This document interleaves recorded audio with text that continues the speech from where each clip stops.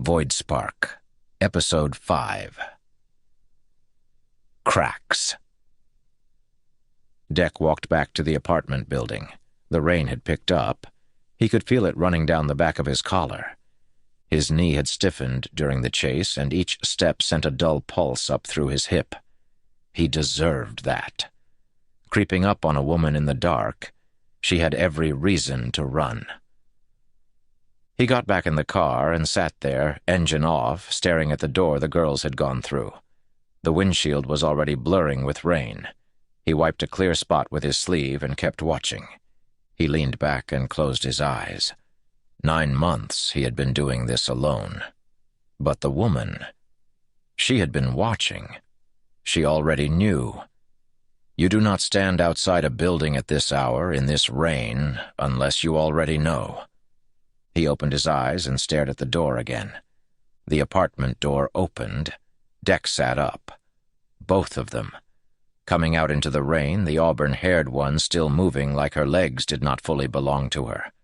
The other one, the sandy hair, the missing pinky, had her by the arm. They were heading up the sidewalk, away from the alley, away from anywhere Deck had mapped. He checked his watch. Less than an hour since the Voidspark. Nobody went back out after an event. In 9 months, not a single one of his 43 entries had done anything but go home and stay there. These two were walking into the dark. He could not use the car. Empty street, dead quiet. The engine would carry 3 blocks. He thought about letting them go. He thought about it for exactly as long as it took the auburn-haired girl to stumble and catch herself on her friend's shoulder. Deck got out of the car. He gave them half a block. Then he followed. His knee complained on every step. The girls moved quickly, close together, heading in the direction he had chased the woman. Not toward the alley, not toward any Voidspark location he knew. They walked close, not side by side. The sandy-haired girl had her friend by the elbow, steering her. She checked her phone, held it close to her body, the screen lighting up 4 fingers and a gap. Her hand was shaking. She almost dropped it as she pointed up the street. They were heading for the corner. He picked up his pace. She passed under a streetlight, and her shadow stretched across the brick wall beside her. Deck stopped. The shadow had too many arms. 3 of them branching off her silhouette like something growing out of her back, each one ending in a claw. They moved, not with her. Independent of her, reaching along the brick, curling, gripping at nothing. Then the light shifted, and it was just a girl's shadow again. Deck's hand went to his gun. He did not draw it. He stood in the wet street and tried to make his brain accept what his eyes had just shown him. 9 months of Voidsparks, and he had never seen anything follow someone out. They turned the corner. Deck followed, keeping 20 yards back. He let them pass under the next streetlight and watched the wall. They were there again. The arms. Longer this time, or maybe the angle was better. They grew out of the auburn-haired girl's shadow like branches from a dead tree. 3 dark arms that moved on their own, independent of the girl they were attached to. One of them reached toward her friend. Not fast. Slow. The sandy-haired girl did not see it. Neither of them did.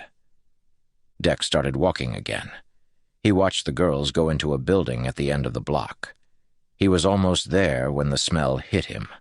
Rot, wet, and heavy. Deck turned his head and saw the wall beside him. A crack in the mortar, no wider than a finger, and something black was seeping out of it. Ink. It pooled and climbed and gathered into a shape that was not a shape, and inside, turning slowly, a spark. His one solid clue had just shattered before his eyes. He watched his hand reach out. The last time it had shoved him away. This time it pulled. Blackness. Pressure on his chest, crushing like a boot planted on his ribs. He could not get the air out of his lungs. His gun formed in his hand. He could see the steel even though there was nothing else to see. It felt wrong. His hand, his arm, They did not belong to him anymore. A sound tore through his skull, not through his ears, through his mind, a ripping noise that would not stop. He raised his head. 2 figures, the girls, wrists cuffed above them, suspended inside a cage of light, poles of color that should not exist, energy arcing between them. The light moved over the girls' bodies like it was looking for something. They said nothing. His arm was moving. He couldn't stop. Deck's finger squeezed, and he shot the auburn-haired girl in the thigh. They started screaming. He pulled the trigger again, and the bullet tore through her other thigh, spraying her friend with blood. Deck could only stare at his arm. Something wanted him to keep pulling the trigger, and he did. Again and again, until the clip was empty. The more he pulled the trigger, the easier it was to breathe. The girl was a mess now. He put another clip into the gun, stared into the friend's eyes. He thought she might have gone mad from the way she looked back at him. A thought slipped into his mind. He could put the gun to his own head and pull the trigger. Leave the girl alive in here with her dead friend and the thing that killed her. Forever. The gun started moving. He could feel the steel against his skin as he looked at the one who was still alive. She had stopped screaming. Maybe she really had gone mad. As Deck's finger began to tighten around the trigger, he felt a grip on his wrist. The gun was wrenched from his hand. The dark blurred and tore. He was on the street. Concrete under his knees. The woman was crouching in front of him, dark hair plastered to her face by the rain. She had both hands on his wrist. She looked at him the way you look at something you are not sure survived.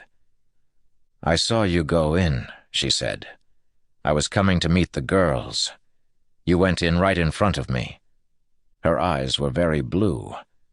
That was the first specific thing Deck could focus on. Blue, in all this dark and rain. She still had his wrist. His gun was holstered inside his jacket, not in his hand. It had never been in his hand. He could see the girl's thighs blown open, everything leaking out of her. He could hear the screaming. These were memories of something he had done. This was inside him now. Deck shook his head, tried to breathe, and then he understood something that made the breathing harder. Solos did have events. They just had no one to pull them out. That meant they were still in there. He knew about 43 who made it out. How many more were there? Were they in there right now? Were they alive? He'd rather be dead. He turned away from her and threw up on the pavement. He stayed bent over, hands on his knees, the rain coming down on the back of his neck. He wiped his mouth on his sleeve. The taste, the stink, both still there. He reached for his cigarettes and his legs went sideways. He staggered toward the wall where the crack was, where the ink had come from. The woman caught him by the shoulders. He nearly took them both to the pavement. "Who are you?" His voice came out broken. He did not recognize the sound of it. She studied him. Her hands were still on his shoulders, holding him steady. "My name is Eve, Mr. Deck." He stared at her. She knew his name. She knew about the void. She had pulled him out of it. "I know what can happen in that place," she said. "You seem to be recovering better than most. For those who make it out." His legs steadied. He pushed Eve's hands off his shoulders. There was a woman he did not know standing next to him in the dark, and his hand did not move toward his gun. He did not think he could ever use his gun again.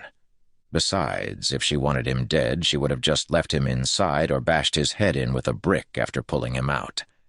He had only seen her once before in the dark from 30 feet, and she had run. Up close, she looked younger than he expected. Sharper, too. "I know you have more questions, Mr. Deck." Just Deck. Something shifted in her expression. Not warmth, acknowledgement. "I know you have more questions, Deck. Let me answer the one you are about to ask. You were inside for 7 seconds. Deck almost fell over again. The auburn-haired girl, Jade. The void left something in her. She will create more pathways. More of those. Eve gestured at the wall, at the crack. Unless I get to her. More walls with cracks in them. More sparks turning in the dark. More people pulled inside with no one to pull them out. We need to get in there. She nodded toward the building where the girls had gone. Now. How long have you been watching this? She was already moving toward the building. Longer than you. Eve reached the door first. She pushed it open and did not hesitate. Somewhere in this building, 2 girls were waiting for a woman they had never met, in a place they had never been because they had run out of better options. Deck had too. He followed Eve inside.